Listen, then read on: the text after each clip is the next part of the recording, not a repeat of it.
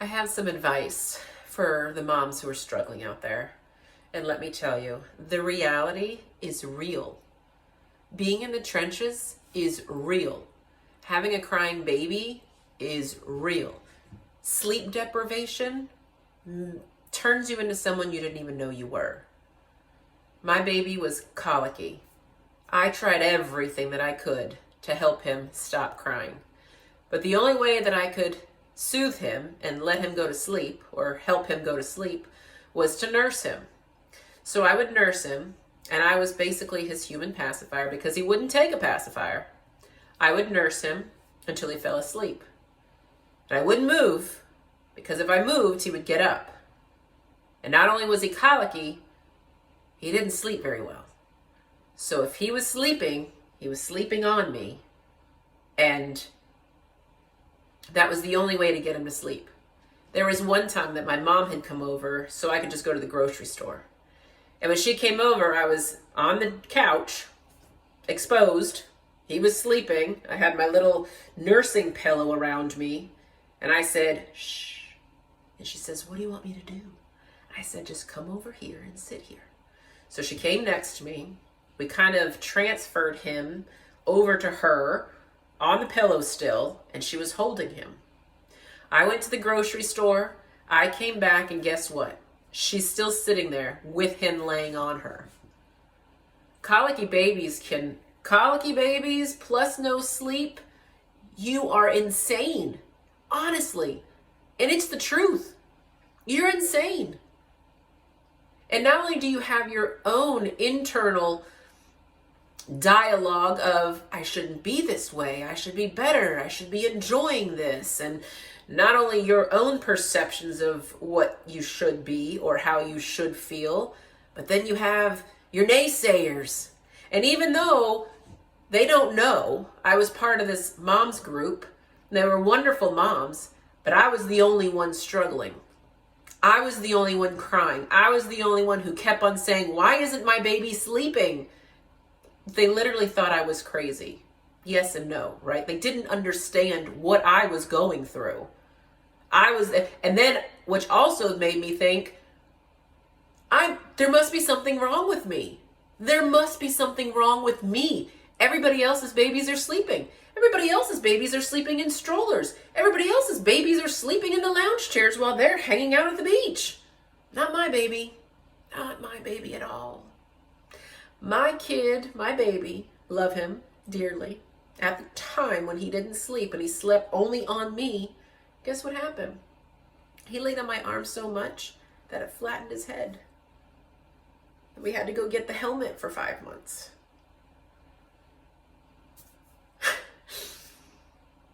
And that was in the middle of the summer.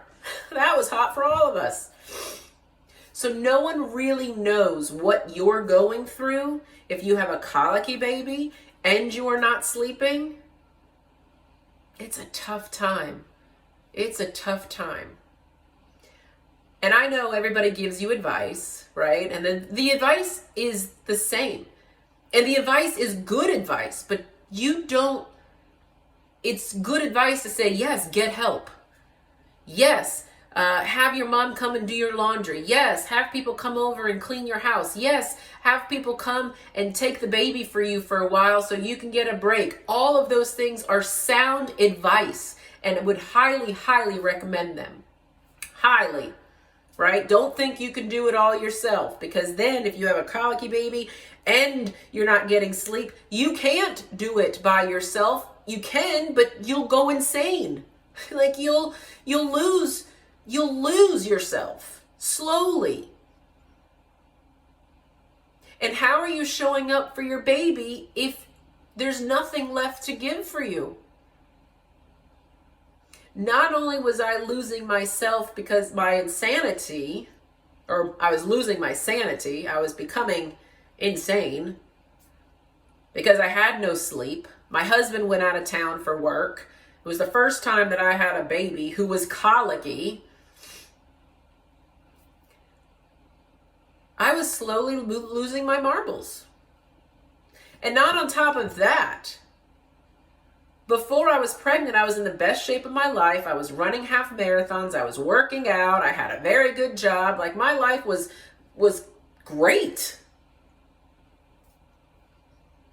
So I was fighting that as well. I was fighting I wanted to be this person.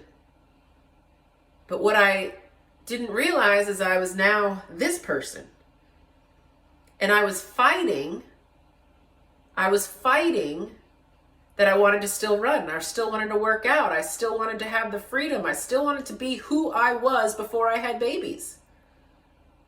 So I was struggling with, I need to go to the gym. I need to go work out. I need to go do these things. But I was too tired.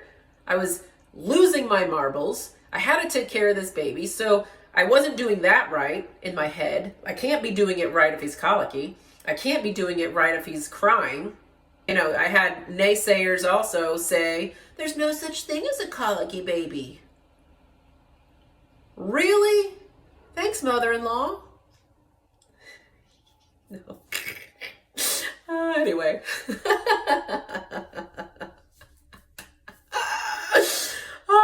Mother-in-laws. Always there to support you. If you have a good mother-in-law, cherish it. Anyway. No such thing as a colicky baby, so what does that make me feel like? Well, I really must be doing something wrong now. So I'm fighting with feeling like I'm not a successful new-time mom. I don't have any help. I'm losing my sanity. And all I want to do is work out because that makes me feel better. Running made me feel better. All of those things, people around me made me feel better. My friends made me feel better. Even my job at the time made me feel better because if I was able to talk to someone and the conversation went good, and always this transference of energy and hugs and communication, and you just felt successful when you sold something or you had a good meeting, this endorphins of feeling successful. And I was always successful in my jobs, always. So now here I am, and I can't get a baby to stop crying. And everybody else's babies are crying? Now, could it have been me? Looking back, maybe, but I don't know. Maybe it was my nerves, but I wasn't even nervous. Like, during my pregnancy, I wasn't nervous. I had a phenomenal pregnancy. The delivery and the labor and the delivery, maybe that started me all off. I don't know. That was tough. My point is, here's my advice from someone who has been in the trenches, who understands feeling like you want to do better, but you just can't. Or, let me rephrase that, you don't know how to get out of the trenches. And so sometimes when you don't know how, you just sit in the funk. You don't know what to do. How can I do anything? Remember in one of my other videos, I told you that my little son, same son who didn't sleep, the only way to get him to take a nap was to drive around. So every single day, I would drive around to get him to sleep in the car. And it wasn't until maybe like 18 months or so, could I take him out of the car and transfer him to his crib so we both weren't sitting in the car for an hour or two during his naps. At least I could put him in the house in his crib, and then I could get some stuff done. So if you're struggling with losing who you are, resisting what's going on because you're fighting trying to be who you were, colicky babies, no sleep. So everybody has advice on this. Everybody has advice on this. But the advice I'm going to give you is different. It's different. And here's why. I fought for 2 years to try to go to the gym to work out because I knew that made me feel good. I didn't go to the gym. The first time I went to the gym with my first child, he was 1 year old. And the first time he went, the next day he had a fever. So as a first time mom, you freak out. This place is dirty. It's got germs. He's got a fever now. I'm not going back. So obviously I didn't enjoy my workout, and now I felt like I couldn't go back. My second child, She wouldn't let anybody hold her at the gym. There was one guy who held her the entire time, but how many times did they call me for me to come back and get my baby girl because she wouldn't let anybody hold her, and they couldn't technically hold her all day. So it wasn't until they were probably 2 and 3 when I actually got to the gym. And so my advice to you is, the time that I felt better, like there's always a struggle. If there's resistance, there is no peace. If you're resisting things, if you're resisting what it is now, I was resisting the fact that I had to sit there with my baby all day as a stay-at-home mom when I wanted to go work out. I wanted to go to the grocery store. Like, in my mind, I had no idea that I actually would be sitting at home with my baby all day long. And since my baby didn't sleep, it wasn't like I could be go take my carrier on and have the baby sleep while I went grocery shopping or to the restaurant to go out to eat. It wasn't like that for me.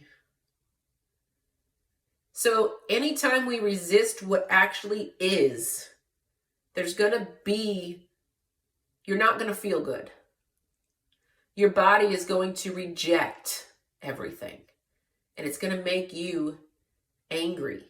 It's going to make you resentful. It's going to make you all these negative things. How can we turn our situation into a positive situation?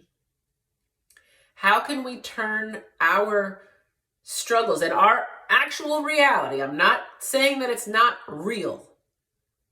All as I'm saying is I wonder if, when I was struggling, if I had someone tell me, I did have someone tell me, let me tell you the story. Do you know how sometimes in your life you have someone tell you something? It's almost like, I want to call it a dose of reality or a sucker punch, and it really just wakes you up.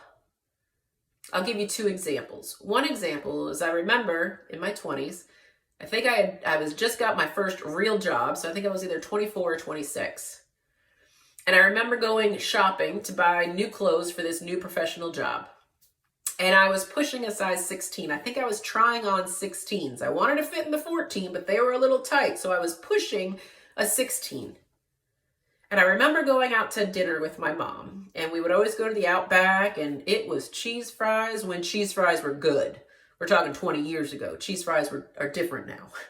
Cheese fries back then were phenomenal. And I remember sitting there eating cheese fries with her. And I was like, you know what, Mom? I'm the biggest I've ever been. Now, you would think Mom would say, oh, no, honey, you look good. You're fine. You're just big bone. Don't worry about it. And my mom is nice like that. But in that moment, she said, yeah, you are. I was taken back like, what? But it was real. It was reality. It was that sucker punch that said, oh, I can't deny this anymore. This is the reality. I have now got to face this reality. Another example, and this is the one I'm alluding to as a struggling mom. Dear friend of mine, she had 3 kids, and then she had a baby girl, and the 3 kids lived with their dad. She had a baby girl, same time I did. And so we were going on a play date, and I was going over to her house. And I had both of my kids at the time. So they were probably around 2 and 3, probably 2 or 3.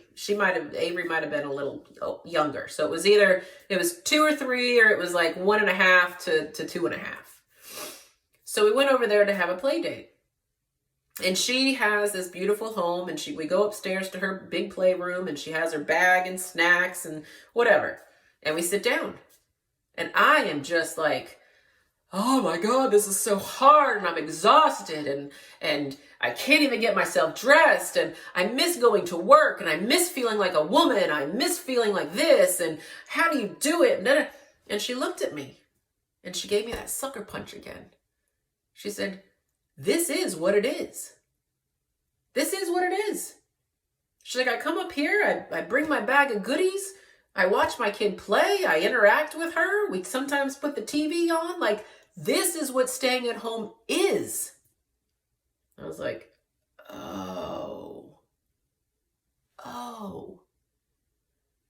Accepting the reality of what it is instead of fighting what I thought it should be. Accepting the reality as it is. And stop putting pressure on myself for all these other things that I want to do. Because if I'm not in the present moment right now, if I'm not actually in the reality, I'm resisting it. I'm resisting the reality.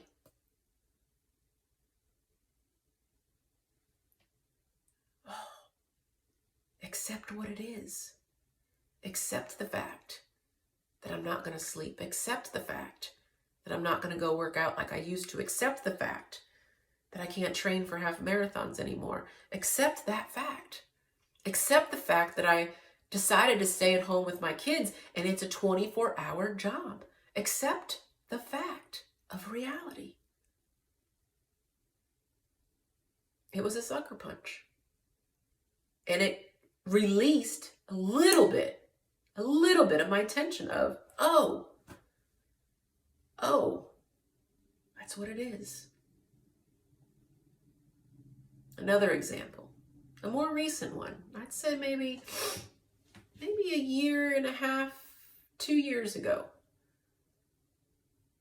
I continue to fight the gym thing. And I realized I had to change my perspective about what I thought it was going to be and what it actually was.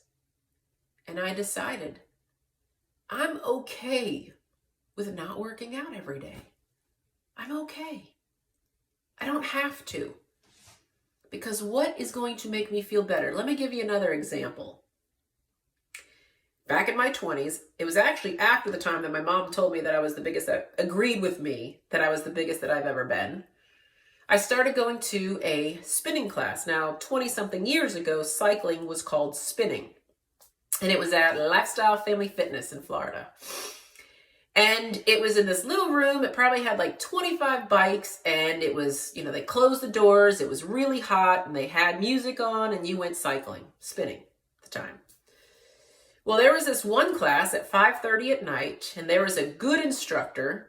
And it was the best class. They turned the lights down, the beat of the music was on, it was warm, it was dark, and you were just like pedaling with the beat of the music. And it was kind of like a techno beat. It wasn't like, Miley Cyrus Party in the USA where you're kind of singing and doing this. It was intense. Boom, boom, and you were cycling with it. And whether it was fast, you were going fast. Whether it was resistance, you were like really digging in there. There was energy from the instructor. There was energy from the people. And I got a great workout from that. I lost weight just going to that class and not changing anything else. That class was a great class. Well, guess what? It was at 5:30 at night. And the word started getting out that it was a great class. So more people started to come. So it used to be, you could just go in and get a bike, 5:30, the class started, and that was it. Well, then it started to get to be, you had to get a number. And if you got a number, then you could go and, put your number on the bike and you got a bike. Well, then it wasn't just you went in and got a number. It was now there was a line of people waiting to get the number. I worked about 30 minutes away. So at 5 o'clock, I would be hauling butt, stressed out, going through traffic, trying to find a parking spot in the parking lot to get in line to get a bike for this class that was supposed to be relaxing. No. It started to make me feel more anxious and angry, whereas before I was enjoying it. Something had to change. I couldn't keep resisting. When you're angry, nothing works out to your advantage. When you're angry and upset, You want to do everything you can to not be angry and upset, to feel better now. I decided I can't go to this class anymore because it's making me angry. It's making me upset. It's getting me stressed out. And it wasn't enjoyable anymore. When you're stressed out, when you're angry, you can't enjoy anything. You're not at peace. I found something else to do. It wasn't working for me anymore. So the same thing with motherhood. I had to stop and decide, do I want to be stressed and angry and upset that I couldn't get to the gym, or, that I did get to the gym and I had to hurry up and my kids were crying and then I had to hurry up and go grocery shopping and then I hurry up and come home and everything was just more stress and anxiety than it was if I just stayed at home and played with my kids and took them for a walk in a stroller outside where I could kind of get a workout in, is what I started doing. The only thing that remains consistent is what? Change. You have to be able to adapt to what is actually happening now and not resist everything. Find a way to be okay with what's going on, which is to change your mind, change your perspective. It doesn't mean that you're not in the trenches. It doesn't mean that your baby is not crying. It doesn't mean that the reality isn't there, but we can change our perspective of the reality. When I got sucker punched, I got a different perspective of reality. And it was eye-opening. It was liberating. It released my tension of what I thought it was going to be, or what I wanted it to be, or what I wanted to be, who I wanted to be, instead of embracing who I now was. Think about it this way. For a few minutes, I did this exercise once and it really helps. For a few minutes, think about, what do you have to do every day? Today, what do you have to do? Well, I have to get up and I have to make breakfast and I have to make my kids lunch and then I have to get them dressed and I have to go brush them teeth. And if I have time, I'll get myself dressed. But normally I don't have time. So I throw on some clothes and I have to take them to school and then I have to drop them off and then I have to go grocery shopping and then I have to pick them up. And then if I have time, I have to clean the house and then I have to cook dinner and then I have to clean up and then I have to put them to bed. And it's exhausting just listening to it. Well, let's change the perspective and see how we feel. Instead of what you have to do, can we just change your perspective and change your words and say, I get to? Okay? I get to get up. I get to give my kids breakfast. I get to get them dressed. I get to take them to school. I get to go grocery shopping. I get to pick them up from school. I get to make dinner. I get to clean up the dishes. And I get to put my kids to bed. All right? Even doing that exercise right now, I already felt a little bit better. And could you tell that there was a little bit of a smile on my face? Like, I get to. Wow. It's different than I have to. Well, let's go a step deeper. How about this? How about saying, I'm blessed to? Okay. I'm blessed to get up in the morning. I'm blessed to make my kids breakfast. I'm blessed to get them ready for school. I'm blessed to take them to school. I'm blessed to go to the grocery store. I'm blessed to pick them up from school. I'm blessed to make my family dinner. I'm blessed to put my kids to bed. Right?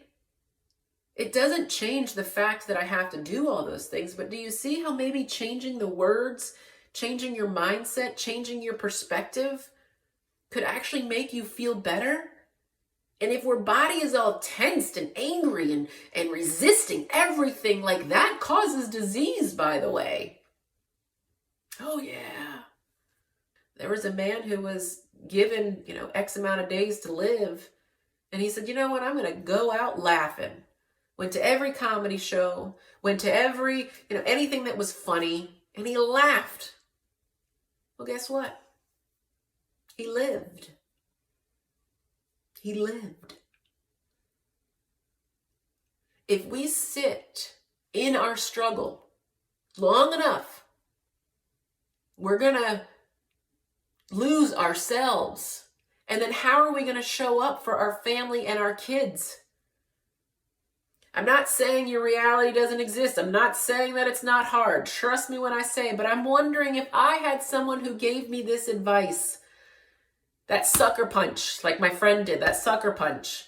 The sucker punch now for you, hopefully, is change your mind. And it might change your situation. So how you think about a situation will change how you feel. Right? And if you can just feel a little better, feel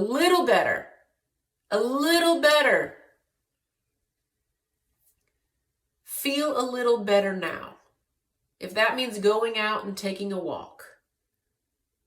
If that means, I don't know, doing your hair. If that means using that technique that I just did where you're all mad and it's like, I had to take my kid in the car every day to take a nap. I'm blessed to take my kid in the car for a nap. I'm blessed that I got the opportunity to spend time with my kid like that. And honestly, here's if you want to think about it, because every lesson you could learn from it, and that just made me cry. Like that I was blessed to think, where'd that come from? That I was blessed to. And as I'm thinking about it right now, I'm thinking that actually gave me an opportunity to relax and take a nap. Maybe I was supposed to take him on a car ride. Because if I didn't, if he was in the crib sleeping, guess what I would be doing? I wouldn't be resting. I would be cleaning the house. I would be doing laundry. I would be doing everything but rest. And guess what? God, the universe, told me to do. It said, because God's smarter than I am. No. He forced me to rest. Think about that. I just did. Can we change how we see our situation and see how blessed I was? Wow.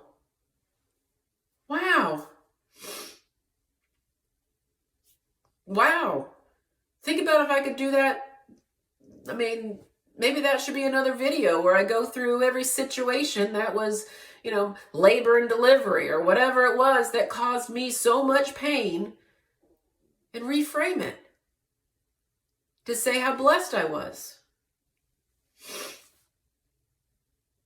That right there, that I just felt a wave of emotion of blessedness, just changed the way I saw the struggle of driving my kid around in the car every day. It was because I needed to rest, and I was forced to. Wow.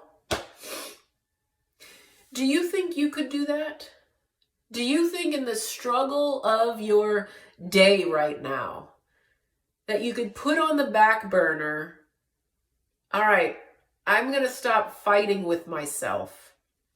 I'm going to stop fighting with myself, and I'm going to embrace the reality of the struggle and accept the fact that I am here and I'm okay with it. How about you just say that with me now? I'm okay with it. I'm okay. I'm here for a reason. I'm here for a reason. Staying at home, whether you stay at home or whether you're out at work or whatever the case may be, there are struggles with motherhood. And you can apply this to any situation. Relationships. Kids can kind of affect your relationship as well. Think about how blessed you are. Think about how blessed you are to have a bed to crawl into at night and someone to snuggle up with. He may not be there for your every need, right? But I'll give you another word of advice, just as it came to me right now. I was holding on to the fact that my husband wasn't around. Now, I knew he wasn't around before we had our child because he traveled. And when he traveled, I enjoyed it. I enjoyed being home by myself, and I enjoyed when he went out and traveled. And then we had a baby, and I didn't enjoy it. I wanted him home because it was a lot for me as a new mom to take care of a colicky, non-sleeping baby, and he was out, for days, a couple days a week. So I started resenting the fact that he was out and that he didn't help me with the baby. And it wasn't until a few years ago that he was, we can constantly talk about it, changing our perspective about it, right? Like memories and whatnot. But he said to me, he goes, you know what? I was scared. He's like, I can do it now. Like, I can take the kids all day. I could take the kids overnight. You could go away for a week. And right now, I would be comfortable with the kids. They're 5 and 6. He said this a few years ago, probably when they were 4 and 5, maybe 3 and 4. My point is that I didn't know that he was scared to do it. He was nervous to take care of a baby by himself. Right? And I'm holding this resentment. But think about that. Oh, we're scared. I mean, so was I. We could have done it together. But he was scared. Not that he didn't want to help. He didn't know how, and he was frightened. He didn't want to mess up. So there's more pressure on moms, right? Neither do we. But we got to do it. And that's why women have babies. So, the advice is certainly get help. But the advice is truly to change your perspective, change your mindset. Use positive words if you can. I tell my kids all the time now, we reframe everything. Mommy, I don't want this. You prefer something else. Let's get out of the negative words and the negative this and the anger and the hatred and the, struggles and all that. And I use that word, but that's going to get your attention right now, the struggle, because it is a struggle. But my point is that enjoy where you are and how you can do that. Because again, that's the advice that everybody gives you. Oh, enjoy this time. They're going to grow up. And it's sound advice because I'm telling you to do the same. But in the trenches, you're like, whatever. I can't wait for this to be over. Like, I don't like myself. Enjoy this time. I wish I did enjoy the time more. But I'm reframing my past to where I did enjoy the time. And you look at the pictures and you do end up enjoying that time. But when you're in it, you're not enjoying it. Why not look back and actually remember yourself enjoying it? I'm enjoying this age right now for sure. They're 4 and 5 and I've enjoyed it for the last few years. It's still not easy, but I reframe it. And that's the advice I'm giving to you. If you can just use the word blessed when you're going through a hard time. I'm blessed. I'm blessed that my child is crying. I'm blessed that I can be here and be awake when my baby wakes up. I'm blessed to be nursing. Right? I'm blessed that I can give that to my child. I'm blessed that I get to go for a 5-minute walk or sit outside with my baby and listen to the birds and soak in some sunshine. Even if it's for a minute, feel better now. Feel good now. I feel better just talking. I feel better just talking about it. I feel better that I just reframed that situation of driving my baby around in the car. I feel better. I feel good. And it's almost the same goodness as if I would have gone and taken a walk. It's just feeling better. That's it. Feeling better now. Appreciating where you are by changing the way you see it. Changing your mindset, changing your perspective. And if the only thing you do is to say that I'm blessed, try that, right? Or do something that is going to make you feel good. But it's almost like this too. Even if you can't change exactly physically what you're doing. Well, I can't go for a walk today. So now you're all mad because you can't go for a walk. Just change the perspective of, well, I might not be able to go for a walk today, but I get to spend more, that means I get to spend more time with my baby. Or maybe, well, I don't have time to walk today, but, I get to go grocery shopping instead. Feel better about any situation that you're in by just changing it just a little bit. Oh, I got to do laundry today. At least I have a bed to sleep in, right? Like, goodness, some people don't even have clean sheets. You can always think about how it can be better. Or another example, and then I'm going to close off soon. It's how you see things. So for instance, two guys are in a car, two separate cars going to work. They both get into a car accident. One guy gets out and he is mad.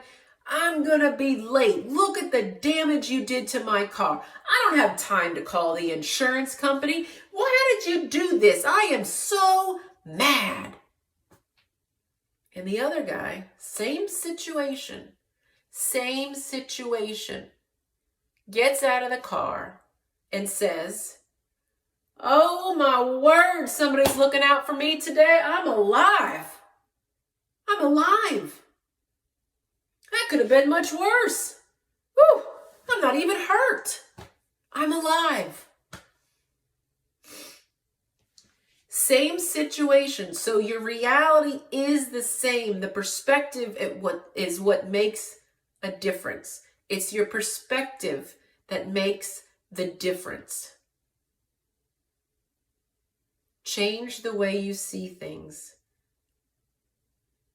and what is happening to you will change. Right?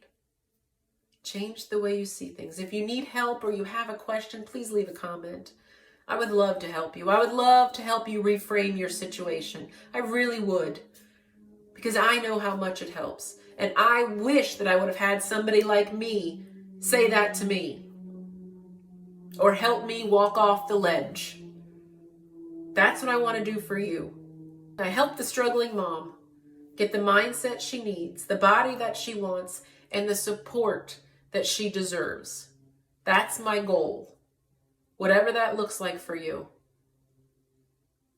I'm Amanda Cooper. Thank you so much for listening. Subscribe.